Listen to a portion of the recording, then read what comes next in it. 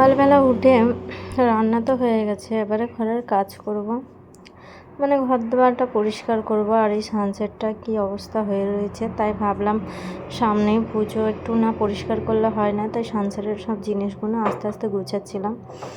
আর এই অবধি গুছিয়ে রেখে দিয়েছি আমি, যেহেতু তারপরে বাসন থালা বলো কাপড় জামাগুলো মানে আমার বর এসে করবে রাত্রেবেলা সেই কাজগুলো।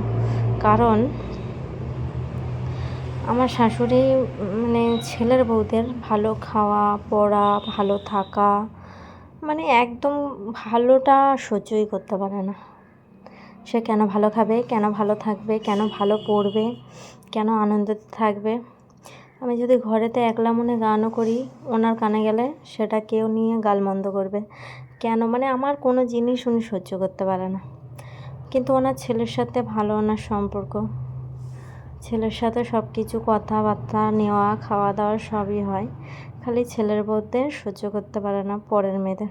তাছাড়াও বাদ দাও, এইগুলো এখন আমি ভুল করে ঘর পরিষ্কার করবো বলে বাইরে বার করে দিয়েছিলাম কলতলায়। আর আমাদের ঘরের নিয়ম হচ্ছে, কলতলাটা ভেঙে দিয়েছিল, একবার ঘেরা ছিল, তারপর ফের তৈরি করেছে, দেয়ালগুলো ফের নতুন করে করেছে। তা এখন কলতলায় কিছু রাখা যাবে না, উনি 10টার সময় কাজে বার হয়ে যাবে, তারপরে কলে আমি বাসন বার করতে পারবো, জামা কাপড় মানে এঁটো কাজ বাসি কাজগুলো আমি করতে পারবো।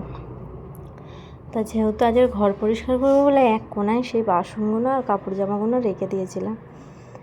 তারপরে সেইগুলো লাথি মেরে ফেলে দেওয়া, ঝগড়া অশান্তি করা, সেই ভিডিওগুলো আর নিইনি, কারণ ওনার সাথে মুখ লাগালে পারবো না, আর সারাদিন অশান্তি করবে, আরও অশান্তি বাড়বে।